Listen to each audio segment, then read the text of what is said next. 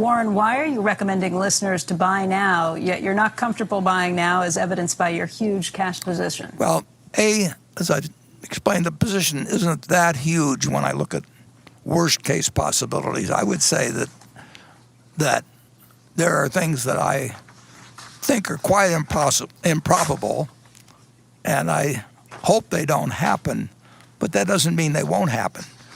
I mean, for example, in our insurance business, we could have the world's or the country's #1 hurricane that it's ever had, but that doesn't preclude the fact we could have the biggest earthquake a month later. So we don't prepare ourselves for a single problem. We prepare ourselves for problems that sometimes create their own momentum. I mean, 2008 and 2009, you didn't see all the problems the first day when what really kicked it off was when the Freddie and Fannie, the GSEs, went into conservatorship in early September. And then when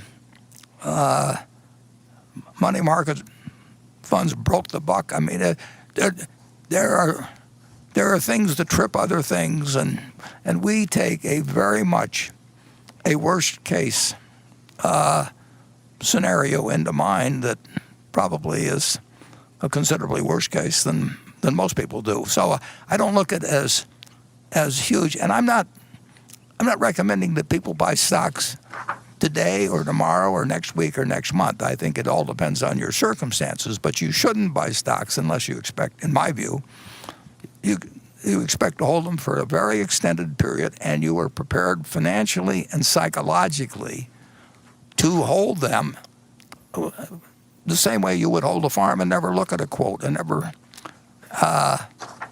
never pay it. You don't need to pay attention to them. I mean, the main thing to do, and you're not going to pick the bottom, and nobody else can pick it for you or anything of the sort.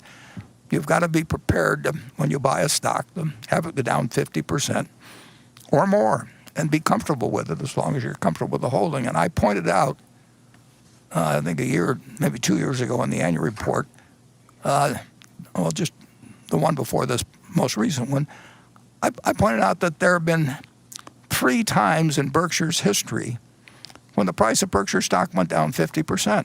3 different times. Now, if you owed it on borrowed money, you could have been cleaned out.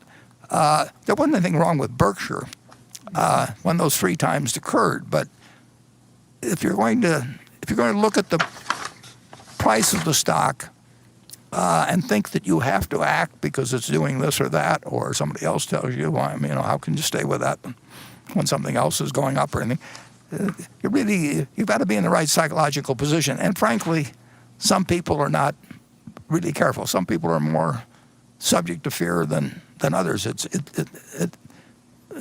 like the virus. It strikes some people with much greater ferocity than others, and fear is something I really never felt financially, but I don't think Charlie's felt it either. But some people can handle it psychologically. If you can't handle it psychologically, then you really shouldn't own stocks because you're going to buy and sell them at the wrong time. And you should not count on somebody else telling you this. You should do something you understand yourself.